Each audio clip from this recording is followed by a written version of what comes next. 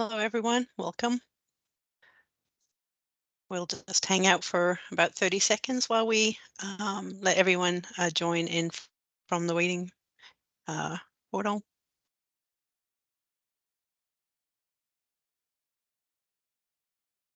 We'll get started here in just about 30 seconds or a minute.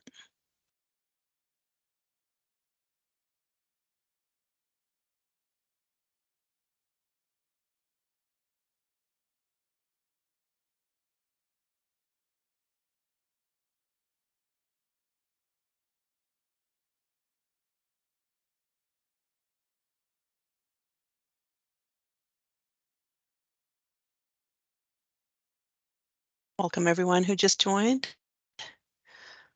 We'll get started here in just a few seconds.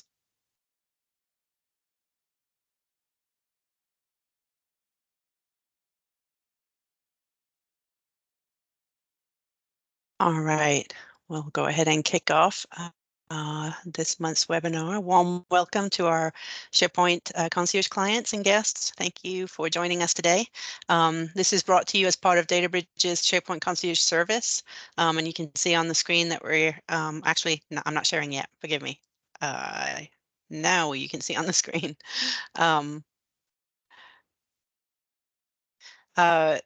The service includes this webinar, and so the SharePoint Concierge actually sponsors this webinar for us. And after today's webinar, you'll be receiving assets into your learning site if you're a SharePoint Concierge client, and as well as some extra how-tos and even code. So with that said, let's move on to the agenda. So today we are going to cover Microsoft Teams Meet and Recap, and we mentioned this briefly in a previous webinar, but it is now released, so we can show you a little bit more about that. Now that it is actually pushed out. We'll cover Planet integration in SharePoint. Leona will cover that. And then also how to set up recurring tasks in Planner if you are a fan of using that tool. And then we'll finish out the webinar with more of a kind of an admin/IT topic, which is the ability to upgrade or migrate SharePoint Designer workflows from 2010 and 2013 workflow engine. So that may or may not apply to you, but if you have an on-prem instance of SharePoint, this ability is in beta right now. It's not perfect, but it is coming. So I'm Andrea Skinner. I am your host and moderator for today. So I'll just cover a few instructions before we hand over to Dylan for the first topic. Your mics are muted until the end of the presentation. However, I do encourage you to add questions or comments in the chat, and then our team will respond in live time as we move through our information. And we may pause and chat about something regarding the slide that's active at the time as well. But we certainly will open up everybody's mics if you wish, and so please stay around for that Q&A at the end of this webinar. A quick announcement about next month's webinar. We will not hold a webinar in July. Everybody's on summer break. We did this last year, and so we hope that you have a nice summer break, and we will be back with you in August with a lineup of great topics. So with that said, let's jump in, and I'll hand over the screen to Dylan, who's going to be presenting on this meeting recap in Microsoft Teams Premium. Thank you, Dylan.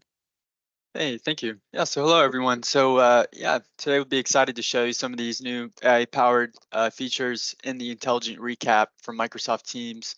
And it's specifically in the Microsoft Teams Premium, which is a few extra bucks. So I think it's like, $7 a month or whatever to have the Teams Premium.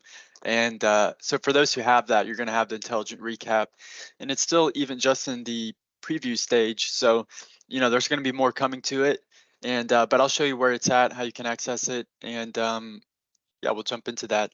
Just so you know what we're talking about here when we're talking about like the AI generated content, AI notes, just general term. I'm sure all of you know it, but it's artificial intelligence, which is the the whole science of creating machines that can perform tasks that typically would require human intelligence. So it's just kind of mimicking, for instance, we'll show AI notes. So it's sort of mimicking the way uh, a human would think about taking notes or doing summaries or things like that, making bullet points, all that kind of stuff. And then this one in particular, so is mainly powered by the GPT 3.5 model at the moment, at least, which is just one of the basically the biggest model, one of the biggest models. So so with that in mind, I'll probably just pull up on the screen and show you where you can find it, how it works, and I'll give you an example. Uh, so basically what I'll do is I have Teams also open in my browser. So I'm just going to pull this over. I've just got it already open to a previous webinar run through that we did, like a practice one. And so basically if you have in your meeting, you have the transcript turned on. So you have the recording going, you have the transcript on. If you have the Teams Premium, you could see it just right here in the chat. So I've got the chat open. You could also access your meetings from the calendar tab, but I'm just doing it from each meeting shows up as a chat, so you can just click on it. So what I'll do is I'll show you the two main ways to get there. So uh, you'll notice the recap tab. This is where you could just go straight to the tab for this chat, but also under the or above the transcript, you'll see the view recap too. So I'll go ahead and click the view recap. And it's just pulling up the recap tab. You can see it's highlighted up there now. And basically what's going on here, I'll just talk through some of these. So for instance, the AI notes over here, what's happening is, the transcript's turned on and then it's using AI to break things down into chapters, explain who's talking, so it knows who's talking. It's making chapters, it's making bullet points of the topics. It's summarizing those topics. And then it's also if someone was mentioned, it's going to notate that if there was a potential task, you ask someone to do something, it's going to capture that. So you're going to have all of that, as well as highlighting the different spots that everyone was talking during that meeting. So, I can see highlighted there for myself. I can see highlighted in blue when I was speaking, and I could go through the different speakers as well and see when they were speaking. And then so right there, because we have the recording in this tab here, or on this side of the tab here. And then on the right hand side, you have the AI notes. So here's all the topics that were discussed. And then either it'll be additional or just alternate versions. When you click open each one of these topics, it's going to show potentially some more information or alternate versions of of that bullet point. So it's pretty interesting. And then also if there was a task that came out of it. So in this case, there wasn't any task that came out of it. We were just doing a webinar run through. But if there was, this is where you would see the suggested tasks. And basically you'd be able to click on that task and add it to your to-dos. For instance, this could be pretty valuable. It could really be, let's say, a game changer for those that you're either missing meetings or you were busy or were preoccupied, whatever it is. And instead of having to maybe do a follow-up meeting and take up more of your time, this might be a quick way to go ahead and get the summary, see who was speaking, and maybe, if someone was asking a question to you and you weren't on the call or whatever it might be, whatever that scenario is, you might see that here. And then either yourself coming into here or if someone else just shares that information with you or assigns the task, it's a quick way to make sure you won't miss anything that might be important or have to do potentially follow-up meetings if, everything is it's going to be, for the most part, documented in your notes and in the tasks and in the insights here from the recap. So a few things here as well. So you can also go over to the mentions. So if I click over to the mentions, it sees all the different parts where my name was mentioned during that call, and at least here. So if any mentions were done, I can see, okay, yeah, there's, they maybe were asking me something or whatever it might be, which I can then click into those. And then just the transcript itself. So, SharePoint is, or Microsoft Teams, we have the new transcript, which has been out for a little bit longer than the recap, but this is the live transcript. So as long as you have that turned on, you'll be able to get the notes for any previous meeting. So if you have been doing recordings and doing the transcript, as soon as you get the premium turned on, all of the previous meetings are gonna get those recaps generated. But if it's not turned on, it might be something to consider as a company is, maybe make sure if it's possible to get that turned on for the meeting, whoever's creating those meetings for you. So and then also, yeah, if content was shared during that meeting, it'll show up here as well. So that's why in general it's just pulling everything together about the meeting. So if people dropped links or files in the meeting during the meeting, what were the notes, suggested tasks, any mentions of you, the transcript, who the speakers were and when they were speaking. So quite a few pretty useful features in there. And what I'll say too is, as this is being documented, this is all sitting inside of 365. So you'll be able to search for this content as well. So that if you want to look up something, since everything's on the graph now, or just in 365, it's all sort of connected. I'll show you here, for instance, in my 365 app, which I touched on this app in last meeting, or the last webinar. So on my feed here, I can actually go to meeting insights, and there's providing some different insights that might have been for any meetings on this tab, which I can also search. So all the different apps that search content in 365, it all sort of comes together. So maybe on your 365 app or in wherever it is, there's different apps you can use to look through your content, all of your content. You're going to be able to search for information from that meeting. So if you're trying to look up maybe even a training of where someone was talking about a particular topic, you could potentially search in there and look for that topic that was discussed on that meeting. So that's kind of interesting to help you find your content. And really, it's the tip of the iceberg of what they're doing with being able to find your content.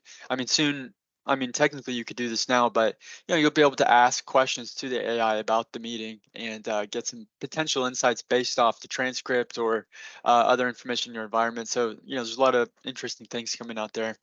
And so yeah, as I had mentioned before, it's a Teams premium feature. So if you already have that, if you don't see it now, then it should be here in your environment any day. So they started to roll that out here in the past few months. So you should be seeing that soon. But let's say as a company, you can't scale that up if you've got, let's say, 1,000 employees. You don't want to give everyone Teams Premium, even though it's only a couple bucks extra. As that scales up, per month, let's say that doesn't work or whatever it might be.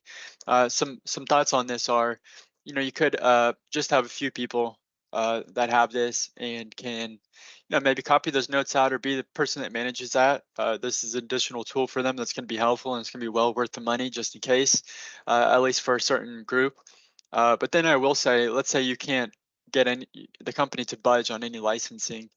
But if you do already have something like, let's say, like an automation account that you're using or whatever it is, you have a fully licensed account for development, they are providing other tools where you could, with automation, create some kind of summaries and transcripts and things like that without using this tool. But this tool is really just fine-tuned, and it's going to, seems to work pretty well. So it is nice to have that, but just to let you know, there is a whole new set of tools that are going to be at our disposal to make custom versions of this, that are not so out of the box. Maybe they're more exact to what you're looking for if this isn't exact. But in general, I would say this is very nice because it doesn't require anything other than just having Teams Premium and having the transcript turned on. There's nothing additional to get this working, which is great. Yeah, so really, let me just check if I had anything else here I want to discuss. So yeah, breaks this down into chapters. You get the summaries, highlights, insights. You can get there from Teams, or you can see it from the feed in the 365 app. Yeah, so yeah, just remember, if you have the premium, to turn on the transcript, and you can on a meeting, and you'll start to see that show up. And with that in mind, I think I'll hand it over. That'll be it for my portion of the webinar. Thank you. Thank you, Dylan. I know I'm going to be an adopter of this tool. It's going to save me a lot of time and effort to have the notes. Of course, you can tweak those notes yourself, but at least you've got the bulk of it done for you. And then also, if you wanted to go back to say, what decision was made what was the background story. If the notes are not, you know, perfect enough, then you've got that easy access. You don't have to watch an entire video or try to figure out where the spot is with those chapters. It's all great for me. I think any project manager, is going to appreciate this. And then we'll probably end up training ourselves to, remember for us, and we'll say, hey, so and so, can you schedule a meeting in the next 2 weeks so that we can, get the right people on that call? Or you can mention the people's names who need to be on that call. I mean, it's really, you get a lot of use out of this. So I'm really excited about it. So with that said, now we'll hand the screen over to Leona for the next two topics on Microsoft Planner. Alrighty, so I'm going to be starting off with Microsoft's Planner with integration with SharePoint. So just to kind of get started off, for those who don't know what Microsoft Planner is, it is Microsoft's kind of task management platform that they have. It's a little bit on the lighter side. It's also very similar to those who might use Slack already. So if you have Office 365 and you say, hey, we don't want to be paying for additional licenses, maybe Planner is a solution for you.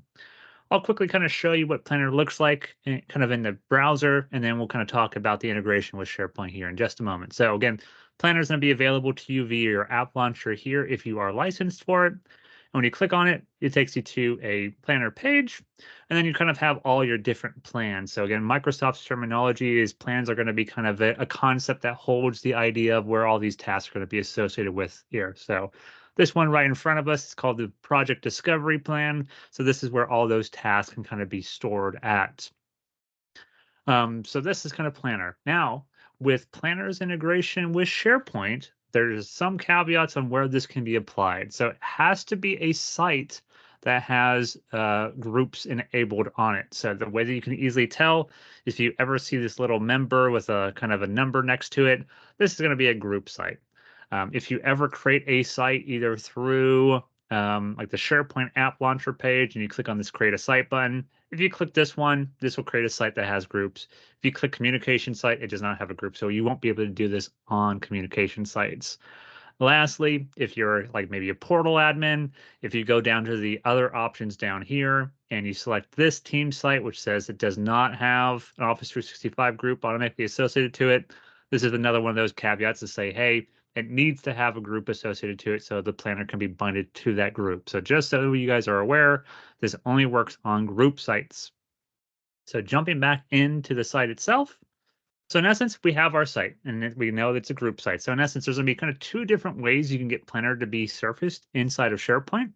One is going to be the web part. So let's say on the home page, you know what, we want to take up a little bit of real estate to say, what's the overall status of our project through Planner? So in essence, what you would want to do is edit the page, click wherever you wish to add the web part. So we're going to go ahead and type in Planner for right now.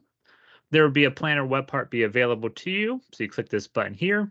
You choose which plan that you wish to have. So these are going to be all the plans that are available on the site currently. So as of right now, I have a none shown and a webinar plan. So I'm going to go ahead and select this one. And then you can also choose which display format should be displayed. So in essence, you can have potentially all charts be available to you. Maybe we just want the status chart just so it's a little bit more kind of quick and intuitive piece of data, but you can kind of jump around to say, hey, what's the priority of all the tasks? What's going on with it? So let's just say, on the home page, we just want a high level overview of what is currently late or what is not started or what's completed type of ideas. So I think this might be a little bit more intuitive from a kind of a project management standpoint. So once we have that added, we can go ahead and hit the publish button, and now our little web part's on the home page. Another way, so this one's a little bit more lightweight in the sense of going, hey, this is meant to represent data. Now, if you really wanted to engage with Planner versus having to navigate to Planner each time, if you click on the new button, specifically on the home page, there would be the button for plan. So in essence, you click on this. Now you have the option of building a brand new plan if you wish to do so, which will start you off with a blank version of it. In this case here, we're going to go ahead and say select from existing plan. It's going to change it to a drop down. We're going to go ahead and say webinar plan. And then here, if you wish this to be kind of quickly navigatable through the left navigation, make sure to check this little checkbox. Else you'll have to kind of go through these steps once again, once you kind of get off that page. So we're going to go ahead and hit the create button now. And so now we're going to have our new kind of little plan here. So this is where we can start adding our additional buckets. So what these little headers are right here are called buckets to Microsoft. And you can start kind of adding additional tasks inside the UI, or start using the full set of charts here so you can easily see what's going on with your kind of project overall, or your contract, or whatever the case may be that you're trying to track for a project on your site. So those are going to be kind of the two different ways, again, with the idea of adding that new planner button and selecting from existing ones. This is a very specific URL, so realistically, I would expect that if you do not select that checkbox, getting back to this page might be impossible. So make sure you always check that little checkbox to say, we do wish to add it to the navigation. Else, again, unless you type in a direct URL and you have a photographic memory, you won't be able to get back to that page very likely. So again, that's kind of how you can get Planner integrated into SharePoint, so you don't have to be going through the app launcher and going back to Planner and being able to manage Planner there, and then also having new tabs for SharePoint. You can kind of have them all consolidated into one simple UI versus jumping around. The next thing that I will be talking about now is going to be reoccurring task in Planner. So this came out earlier this year on the ability to create tasks that do happen over the course of a longer period of time, that do recur at some sort of interval. Previously, all tasks used to be just a singular instance, but now you do have the capability of kind of having repeating controls. So let me go ahead and pull this up. So again, for those who haven't used Planner before in the past, if you ever wish to create brand new task, you eventually wish to use that additional control, you create a task here. You kind of just give it an overall title to say what is being completed here. So let's just say for this use case right now, we're going to call it just Hello World, the classic one that we always like to use. We're going to go ahead and assign it to somebody. We're going to go ahead and set a due date here. So I'm going to go ahead and hit the add task. So now once we have the task, then we can kind of go in here and improve on the functionality of it. In this case, right this second, what we really care about is going to be this repeat control here. So you can either have it repeat daily on weekdays, so Monday through Friday, weekly, so if you wish to have it at a regular interval every week, monthly, yearly, or custom. So in our use case, let's go ahead and say the word custom for the time being, and then we can choose what is the interval that we wish to have. Do we wish to have it every week? And what day of the week do we wish to have it on? So you can choose which days of the week that you have it on that will have kind of the same start time and with the due date type of idea. So in essence, we can kind of play around with these different options. What day of the month do we want to start on? Do we want to start on maybe the first of every month that we want to have this, or maybe every third Thursday on the month we can have it? Or if you wish to do yearly, what day of the year, or maybe what, intervals, like, if it's a Thanksgiving is going to be one of these events, or any of the other holidays that happen on a, specific day of the year, you can kind of configure it here. But let's just say for right now, we're going to just do weekly. So I'm going to go ahead and hit save. Now this event already becomes recurring. So with recurring events, you also see this little value here. Now this value is more of the due date of the event. So if you ever need to push out a task, whatever the current next task is, for this recurring event, this is where you can potentially push out the due date for it. So if I say, whoops, you know what? Actually, we need to push this back, to tomorrow.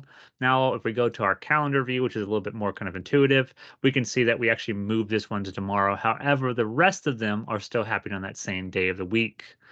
And also, if we go back to our board view, let's say we complete this one.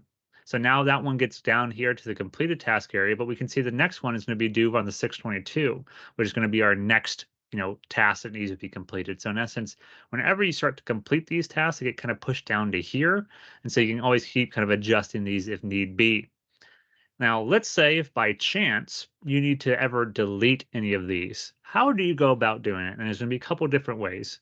Either you can go into the individual task itself, and you can see either change the repeating event to does not repeat. That will kind of kill all existing forward ones out there.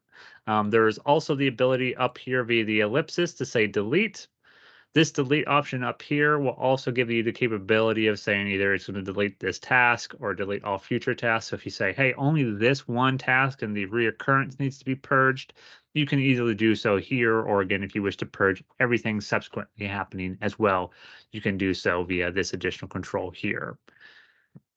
And then lastly, again, is going to be the exact same control that we just saw, but it is going to be just as a calendar. Again, the same control is going to be available to you here.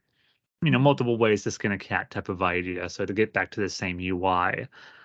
So those are going to be kind of recurring events, again, with checklists as well, just so you guys can discuss, maybe you haven't used Planner. Checklists are going to be kind of subtask underneath of it. At the end of the day, the task is completed by this top checkbox here. So as you start to use Planner, whenever this top checkbox is completed, that action is completed versus the subsequent checklist that you have down here. So just want to convey another piece of information about Planner task being presented in front of us. So that kind of covers my section today on the idea of reoccurring task. I'll go ahead and pass it back on to you, Andrea. Thank you, Leona. Yeah, so, in thinking about Planner, as a project manager, in the PMO, we don't use Planner because it is a little lightweight. But this kind of tool and this repeating function, I think would be fantastic for people who work in contracts or finance, maybe where there are quarterly action items to complete, there's yearly, or maybe even monthly. So there's definitely a myriad of ways that you can use this. It doesn't, unfortunately, have, kind of hefty project management tools, but certainly for lightweight or simpler projects or collaboration projects, I think that this is a great tool and a wonderful UI. If anybody's used Kanban, it's very similar. So very good. Thank you, Leona, for that. And so we are going to close out today's learning session with a pretty lengthy topic. It is about migrating SharePoint workflows from on-premise to SharePoint Online. I understand if this is not really applicable to you, if you may want to jump off, but I do encourage you to stick around for the Q&A if possible. If not, we will see you in August. So take us away, Rick. All right. Well, welcome everybody, and don't leave because this is actually exciting. It's different than what it was. If you came from an on-premise environment or coming from, there's a few things to know. First of all, the most important thing, this is still a public preview. But what's great about this is Microsoft has been hearing people saying, when Office 365 turned around and said, we're getting rid of 2010 workflows, a lot of people were left out, high and dry with nothing at all. Well, they're having problems getting people to migrate to SharePoint Online now. So they finally have come out with a workflow migration tool. It is still lacking in some areas, but you can get simpler workflows and more complex ones. It'll leave blank spots in there on actions of what is not supported that you don't have. So you can actually fill in the blanks on the ones you need. So if someone has complex workflows and they've been getting ready to think about migrating to SharePoint Online, now we're getting to the point we can. So let's talk a little bit about this. First, you're going to migrate SharePoint workflows with the SharePoint Migration Tool. This is not with, we've got other tools we use like Content Matrix and ShareGate. They still do not migrate to SharePoint Online workflows or the Power Automate. So this is the only tool currently that's out there. The workflows need to be created in a SharePoint Server. They could be the out-of-the-box ones, or they will be a SharePoint Designer one. And that what we're going to talk about is them being migrated to Power Automate. Again, I want to really, really emphasize on this. This is a public preview of it, and I've actually seen it change as the weeks go on. So some things that didn't work, some tricks. Some of these things are working now, but then we see a few other issues. So just to let you know. So some terms that you'll probably hear today. One is migration. So the process of moving content and solutions residing on existing SharePoint to a new environment, normally, which is going from SharePoint on-premises to SharePoint Online. This process will require that exact thing. Workflows, automation movement of items and documents through a sequence of actions and tasks related to a business process. And then the SharePoint Migration Tool, also known as SPMT. This is the free SharePoint Migration Tool that Microsoft is providing for your SharePoint Online tenants. So what's supported? Everybody wants to know what can you do and what can't you do. 2010 out-of-the-box workflows can migrate to Power Automate. These are things like if you had approval workflows, collect feedback, collect signatures, and 3-state workflows. Those we've tried, and because they're controlled by Microsoft on how they're written, those will just come over without any problem. You also have anything that's a 2010 and a 2013 SharePoint Designer workflows. Those will migrate also.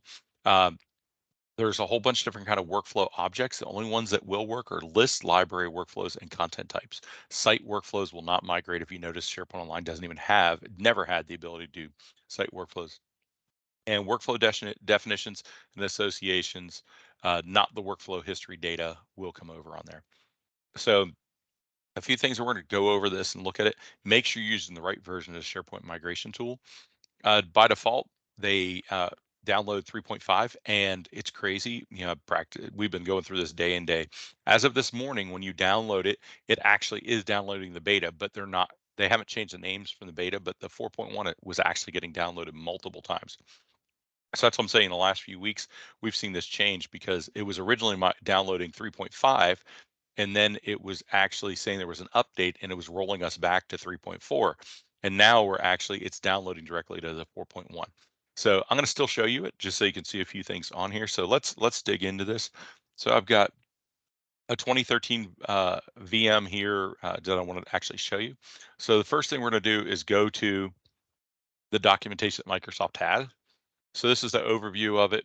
And like, again, right here, really, really important part, this purple area is where it's talking about. It's a public preview. We talked about this, but down in here, it says to do this, go here in the admin center, make sure you have permissions. But when you're in this area, I'm going to show you, and I'll show you actually where this is at. So if you're an administrator, and so that link would take you right there, but I'm going to take you in. And if you go into the administrative portal and I go to SharePoint, and then from that, on the left-hand side, if you have SharePoint administrator rights, you'll see the migration link on the left. And then if you scroll, the funny thing is there's different things that you can actually do that we're going to actually go, and we're going to scroll all the way to the bottom. And down here, these are other migration solutions, which is the one that goes from a SharePoint Server 2010, 13, and 2016 to SharePoint Online. So I'm going to click this and download it.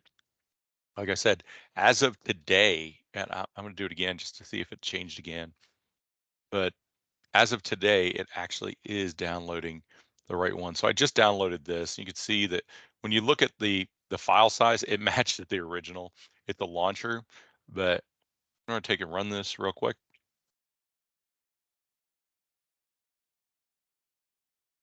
This one only takes a few seconds to actually run on these. So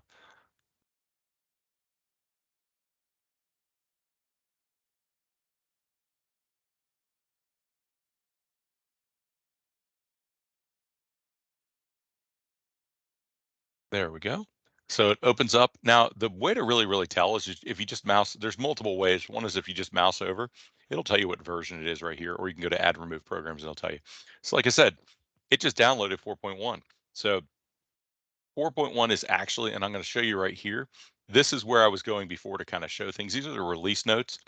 And in here, they talk about the different versions and the pre-releases, talks about SharePoint Migration Tool 4.1, 4.0, 3.5. It tells you what's changed in each of these. So 4.1, and they put more wording in here today too. So this has actually been updated more. But 4.1 was the first one that actually dealt with SharePoint Designer workflows. So if you had downloaded 4.0, it's interesting. I was going to show you, but now I've got the right one. 4.0 would show you the workflow engine that you can start doing it, but it was erroring every single time. And nowhere in their documentation were they saying that it had to be version 4.1 of the tool. So the good thing is at this point, they're actually, or as of today, they're downloading the beta for it, which I don't know if it's a good thing. They're probably going to get someone yelling at them saying that there's some bugs and they don't know why they've got them. But currently you can actually download, you'll get the 4.1 on here automatically. So at this point, let's actually look. I've got to log in right here. And that's the other thing. To use this tool, there's a few caveats about it. One is you can't just download it to your desktop. It has to be run on a SharePoint server. And the second is you have to have a SharePoint Online account. So if you're on-prem and you're just wondering to look at this tool, if you don't authenticate to SharePoint Online, it won't even open.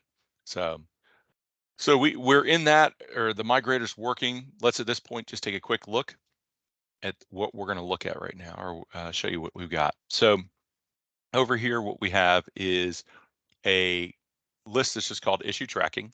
And then what we have is on creation, or if I manually run it, I can actually put in front of it the word issue. This is strictly just for the purposes of something simple that the job would actually run and complete. and we'll show some other stuff in here. So up, I did not want to go in.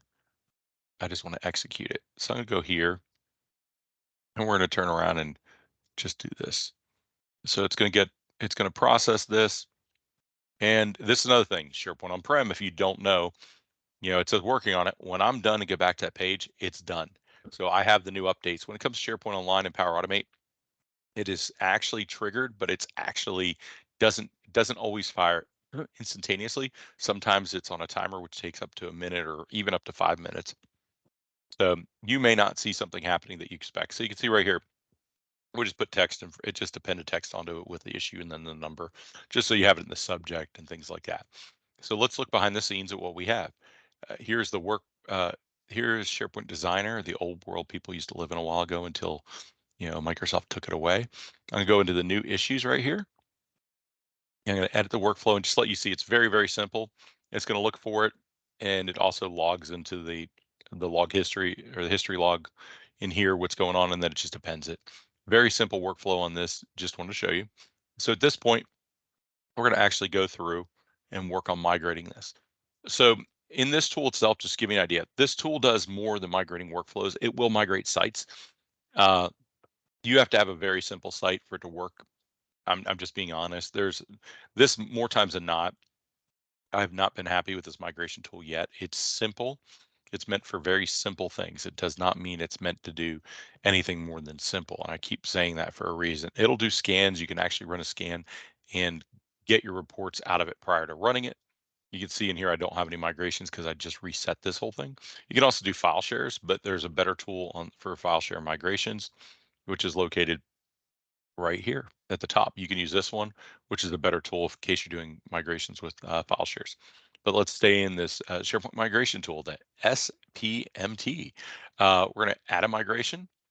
And then in here, as you can tell, we can build some of these out with JSON. And I think I still have one that I can show you, which is, I say that. I don't know if I know where it is. So, hey, okay. We'll save one off afterwards. But we're going to do a single source URL. So in here, originally it was just these two or you had this option and this. So you could do a site migration or you could do a list migration. Now they have a workflow migration. So we're going to click on workflow migration. I'm going to tell it what site I'm coming from. I'm going to do that. It's going to prompt me for a username and password every time. Sorry.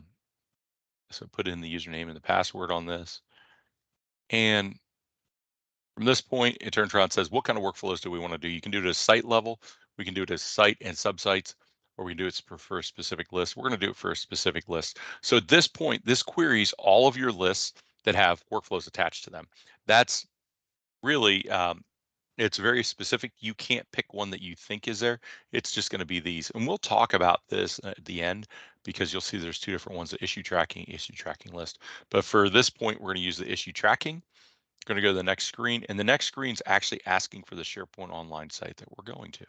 So we're going to take this, paste this in. If you click anywhere on the screen afterwards, you're going to see it's refreshing itself because at this point it didn't have any list that it could match that it was supposed to go to. But right now I just found, hey, there was an issue tracking, and this is your Power Automate environment that you actually have up there. So we're going to hit next. And then when it gets to this step, I'm going to tell you something really, really important in my opinion is don't leave these default names. They're pretty much useless. So I'm really big at doing something like this. If I have tasks and different steps of what I'm going to run, I'll put numbers in front of them. And then I'll put from there, what is this issue? What did I say it was called? Tracking issue tracking. So just, it's one of those. It's worth naming these a little bit more meaningful. Sometimes I don't even care about that. Normally I don't care about that on the end. But you can tell it's going from IT to IT. We're not done, but this is just giving it the job. So we go to here. And from this one, you can see that we're going to perform a scan only. These are basic settings. We're not going to change that. We're not going to remap users. We could do that and then add additional mapping on here. We're not. And this says, which account do you want to be the owner of this Power Automate flow that's going to happen? We're going to actually go in here to the advanced settings on here. So view all settings. I don't want to actually talk about this a little bit. So down in here, if you notice, there's a few things, or there's a really, really important thing that they have, and I am not seeing it.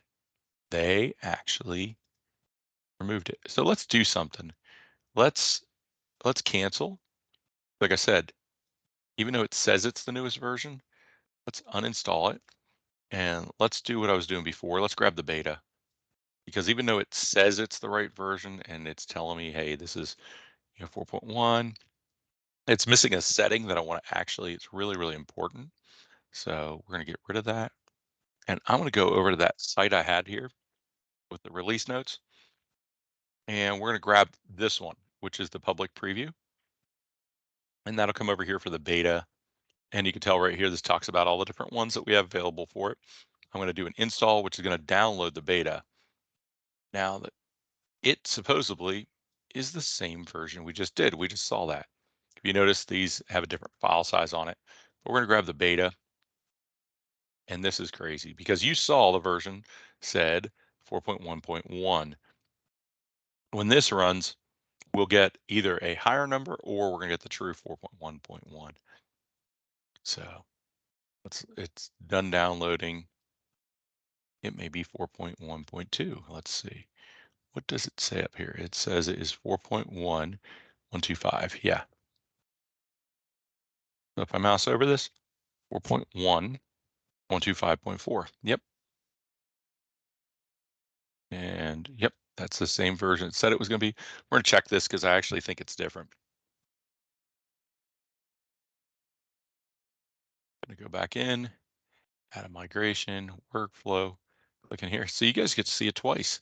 So that's just another little advantage. Going to log in. I'm flying through it this time because we already saw all these screens.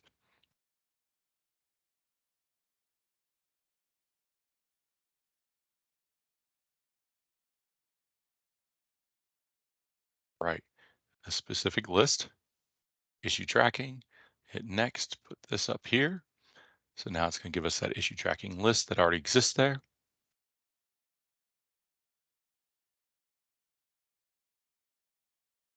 And we're hit next. And we're going to put in here again.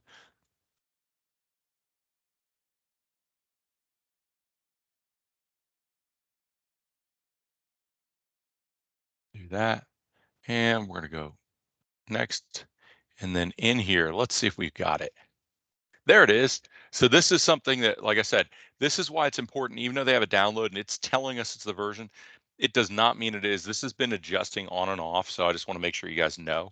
Here at the bottom, you'll see where it says handle unsupported workflow actions as follows.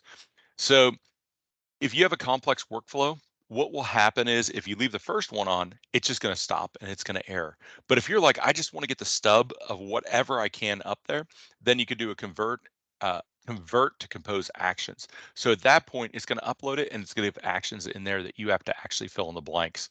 So I just find that to be something that's worth looking into. So if you're dealing with workflows, sure, try this way the first time, see if everything goes correctly. If it errors, then you know what you can go into.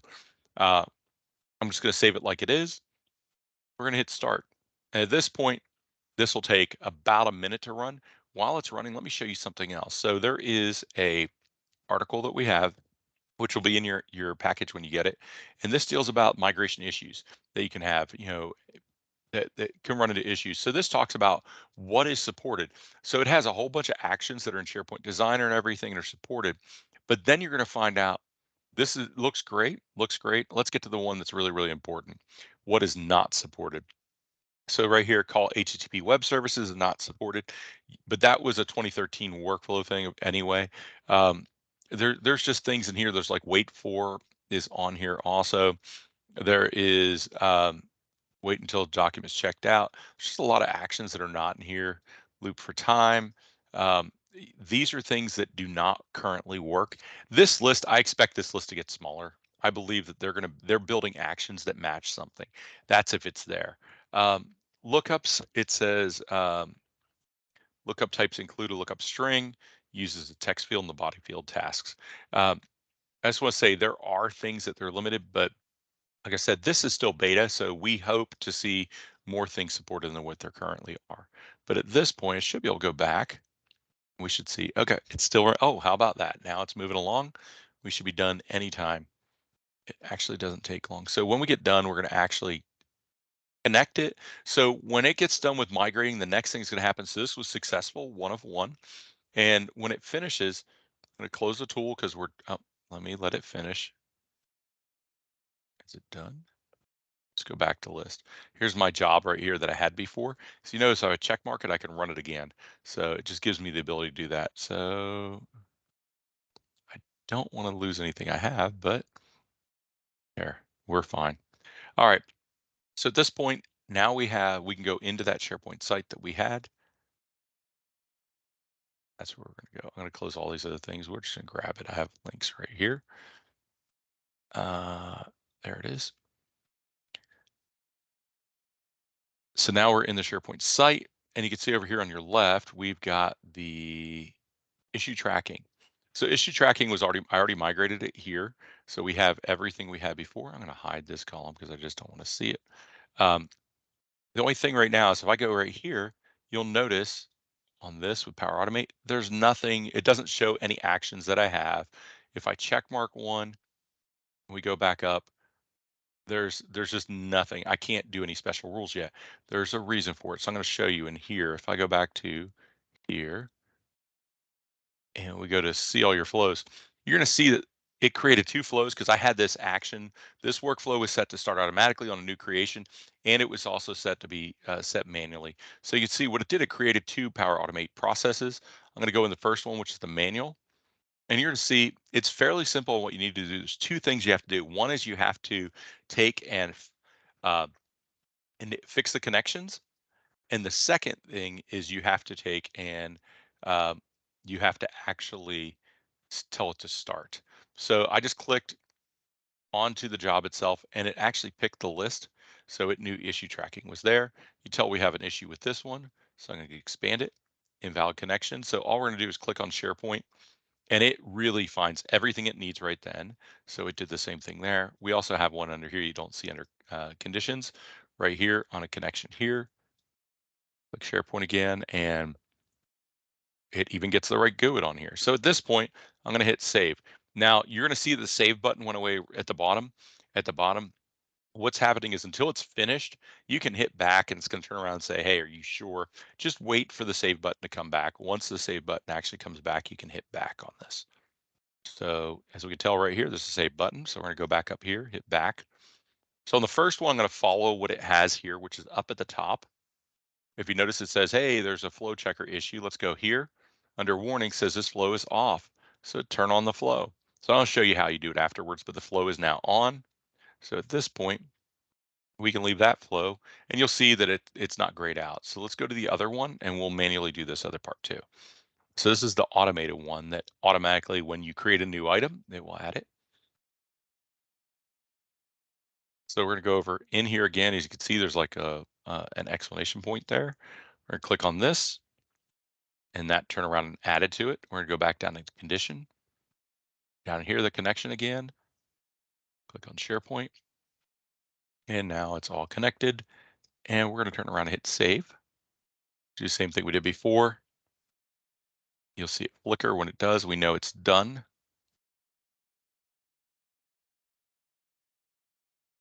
You see it has all the settings of variables and everything right there. There's the save. And hit back. So instead of when it came up with the issue that it actually had, if you notice the top bar up here, I have the ability, and I think it's actually, there it is. It's actually hidden because of my screen size. But up here on the top bar, you have the ability to say turn on. So it's just a turn on right there. And it says status is off. Now it says status is on. Everything's good. So at this point, we have 2 Power Automate processes that are here. This is automatic trigger and this is a manual trigger. So this is, which is actually, this is automated and this one right happens right when we do something. So let's go try a current record. I'm going to refresh. I'm going to check mark that one. I'm going to click here. And as you can tell right here, when I go to this, how about that? It's right there. Do you see that? I'm going to also go and show you that it actually shows up here under automate and right there. So we're going to run this one manually just because it's always best to show that it works. Comes up with a screen, you know, the Power Automate execute screen. And just waiting for it to finish loading, run flow. And at this point, it says it's starting it. So we'll give it a second or two. Like I said, some of these can take up to 5 minutes, and you can see right there, that one ran right away. So that's nice because it is instantaneous to just put the issue in front of it. So I'm going to create a quick one with a test so we can make sure the other one runs. So we're just going to type that in. I'm going to make sure it goes to me. There we go. And did it save me? Yeah. And I'm going to hit save. This one will probably take a few seconds longer. I've loaded it before. Unless something proves me wrong, this will take a little bit longer. So I'm going to close out of this area, which is, and one thing to let you know, I don't think many people are dealing with this, but you have to make sure if you've got a test environment that you log out and log back in of Power Automate itself, because it's the same URL for multiple environments. Here's that record. It changed the ID or the name on it. So at this point, it has that. So we've completed that part. Let's talk a little bit about this, just so you know. The key things on here is that, you know, we're going to migrate it. After we migrate it, we have to connect the Power Automate processes to get the connections to fix. Even though it's smart enough, really, it's going to fix most of the things for you, but you just have to go through and do that. There's also one other caveat, which is if you've used Power Automate at all right now, the problem you run into is that if you have anything other than a generic list, so over in here, you'll see that if you see this just says list right here, and this one says list right here, the issue tracking list, but if you notice, it's got a special icon. Ones with special icons don't always attach. Like we know right now that an issue list does not attach because the task does not attach to Power Automate. That's because these are considered a classic list type. So I had to go through on my own and take this existing list. I migrated it with Content Matrix, and I converted it over to a generic list instead of the original. So we can come up with solutions for you guys that we could migrate. We'd still need something like a content matrix or something to structure it and come over and then migrate the content of that with content matrix. But the great thing is if we adjust these kind of things, you can still use migrate your old workflows right in with this. So this will give you the ability that, like I said, if you see you have one that was called issue tracking, that's a generic list, and that was the task. So it's just it's a Power Automate thing. It's not a SharePoint thing per se. So that's actually the issue on there. And like I said, this article right here explains to you in here what tasks you can do and which ones you can't. So that is pretty much the end of my presentation here. Andrea, I'll give it back to you. Thank you so much, Rick. So that does conclude the learning portion of today's webinar. We will now open up mics for any live questions. We'll do a Q&A session if you have any. And on screen, you'll see how to raise hand icon.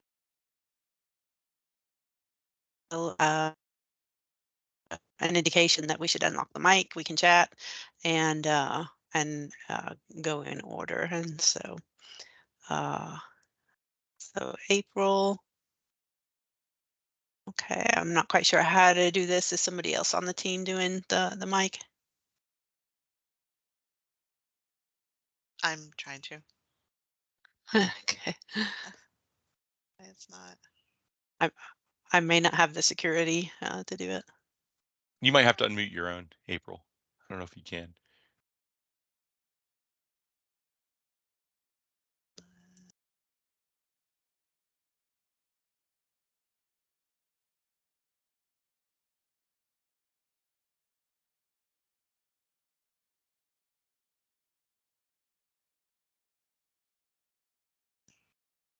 Can't hear you yet.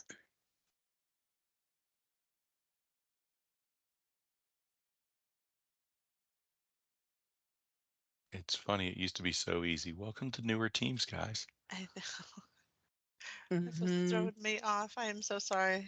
If you I'm would. Okay, Oh, now there I it can goes. do it. There we go. Go. Hey, All April. right. Hi, I had put a question in the Q&A, but now I'm in the middle of a storm where I am, and so I don't know, it's not loading in right now. But my question was, when you were talking about the planner before, I've used that tool in Teams, you know, we've done some of that. And then, but my question is, and I might have just missed this if you hit on it, but now that you can do it in SharePoint, obviously Teams is built on SharePoint, so can you open up the page into SharePoint and then still be able to, you know, edit on both sides, or are they just totally separate planner? The plan themselves. So in essence, with Planner, in essence, you have a plan that's assigned to the group. So with your Microsoft Teams, you can have multiple plans applied to that team because at the end of the day, the team is associated to a group. So you can have multiple plans, and they are a global plan in the sense of wherever you're making modifications to it will be making modifications to the master plan in the sense of it will update in SharePoint, it will update in Teams, it will update in Planner whenever you make any sort of modifications to any of those sources. Okay, awesome. All right, thank you. Great.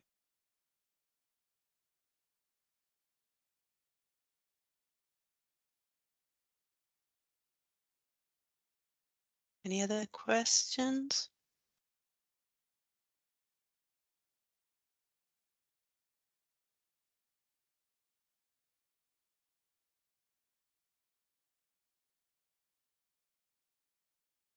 Let's hang out. If there are no more questions, today's webinar. Again, we do appreciate your time. We're coming up on the hour. It doesn't look like there are any other questions, so we'll go ahead and give you back about 3 minutes, and we will see you in August. So just remember, there's no webinar in July, and we'll be sending out the info for August. Thank you all again. Have a wonderful afternoon. Take care.